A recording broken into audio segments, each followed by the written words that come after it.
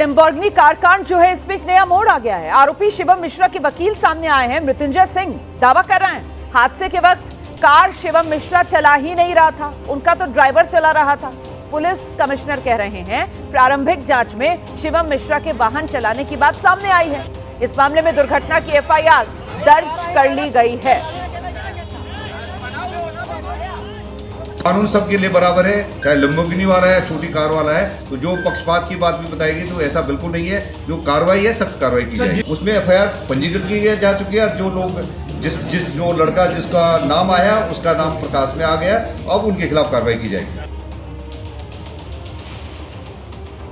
गाड़ी चला ही नहीं रहे थे। जो वो एक्चुअली में ये जो केस है वो एक्सीडेंट का केस है, और एक्सीडेंट का जो केस है जो एफआईआर दर्ज हुई वो एक्सीडेंट पर एफआईआर दर्ज हुई है। जब वो गाड़ी ड्राइव ही नहीं कर रहे थे तो उनके ऊपर कोई मामला वैसे भी नहीं बनता है। तो सुना किस तरीके से जो शिवम के वकील हैं उनकी तरफ से दावा ये किया जा रहा है कि शिवम तो गाड़ी नहीं चला रहे थे, ड्राइवर गाड़ी चला रहे थे। लैम्बोर्गिनी कार में जिस तरह से पुलिस का रवैया रहा है उसको लेकर भी कई गंभीर सवाल खड़े हो गए हैं ना। 2 दिन बाद भी आरोपी तक पुलिस पहुंच नहीं पा रही है। पुलिस रसूखदार आरोपी को बचाना चाहती है क्या? आरोपी का नाम लेने में पुलिस को 24 घंटे लग गए। आरोपी आम आदमी होता तो जरा सोचिए पुलिस का रवैया तब कैसा होता। तब पुलिस ऐसा करती? कानपुर में कानून को हाथ छोटे पड़ गए। क्यों पड़ गए कानून के हाथ छोटे कानपुर में? यह बड़ा सवाल है। सीधे आपको लेकर चलेंगे। हमारे साथ हमारे सहयोगी विवेक राय इस वक्त मौजूद हैं। विवेक, यहां शिवम मिश्रा के वकील की तरफ से तो तैयारी पूरी कर ली गई है बचाव की। उनकी तरफ से तो पहले ही मीडिया में आकर कह दिया गया गाड़ी तो चला ही नहीं रहा था शिवम। सवाल यह है कि शिवम गाड़ी नहीं चला रहा था, बचाव की दलील तैयार कर ली गई है। पुलिस ने कोई जांच की जिससे यह पुष्टि हो पाए कि जब यह हादसा हुआ लैम्बोर्गिनी कार शिवम ही चला रहा था? इसको लेकर क्या जानकारी है विवेक?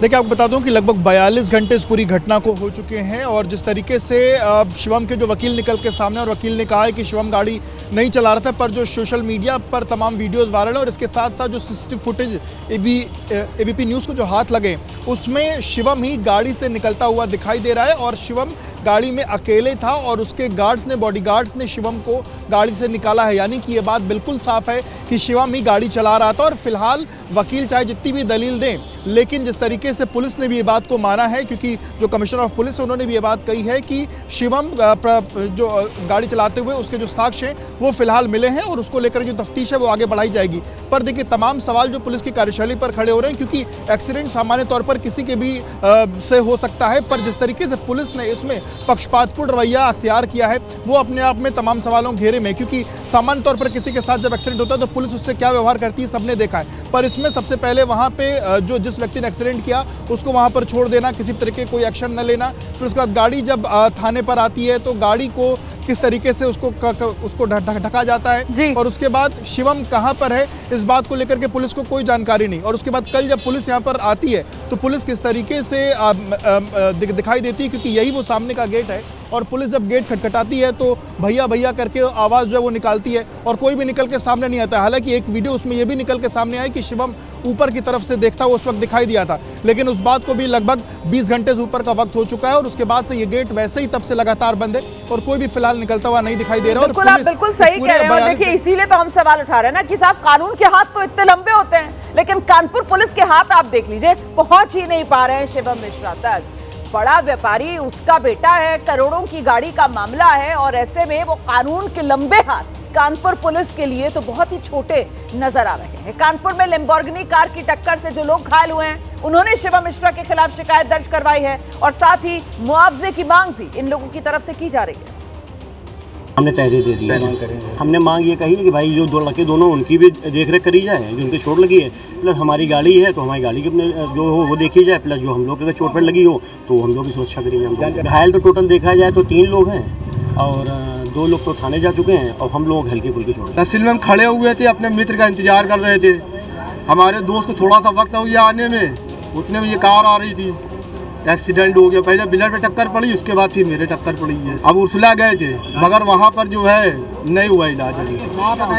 गाड़ी की स्पीड थी, अगर ना हटते तो शायद ना बचते, बस इतना कह सकते हैं। कानपुर में लेम्बोर्गिनी कांड के बाद सियासत भी बहुत तेज हो गई है। समाजवादी पार्टी के अध्यक्ष अखिलेश यादव पुलिस की कार्रवाई को लेकर वो सवाल उठा रहे हैं और बीजेपी की नेता अपर्णा यादव दावा कर रही हैं आरोपी के खिलाफ केस दर्ज हो गया है। कानपुर की घटना बहुत दुखद है, जिसमें जाने गई हैं और जो गाड़ी चलाने वाले कार्रवाई हो, कानूनी कार्रवाई हो और सरकार पक्षपात न करे। सरकार पे हमेशा आरोप लगता है कि वो पक्षपात करती है। अपने लोग होंगे तो बुलडोजर नहीं चलेगा, अपने लोग होंगे तो एफआईआर दर्ज नहीं होगी, अपने लोग होंगे तो जेल में सुविधा मिलेगी। इसलिए सरकार को पक्षपात नहीं, न्याय करना चाहिए और जान गई है, कड़ी कार्रवाई हो। मैं समझती हूँ किसी के पास भी कोई भी गाड़ी हो, पहली बात तो ये जांच का विषय है, सीसीटीवी में आना चाहिए कि क्या एक्चुअल घटना हुई है।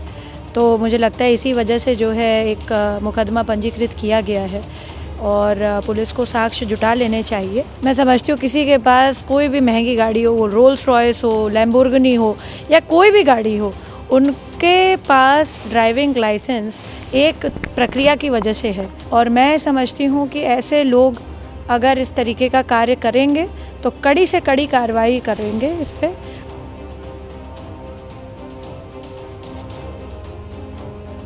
सवाल यही बड़ा है ना कि कानपुर में घटना के 2 दिन बीत रहे हैं लेकिन अभी तक आरोपी पुलिस ने गिरफ्तार नहीं किया है। गिरफ्तार तो दूर की बात है, कानपुर पुलिस उस तक पहुंच भी नहीं पा रही।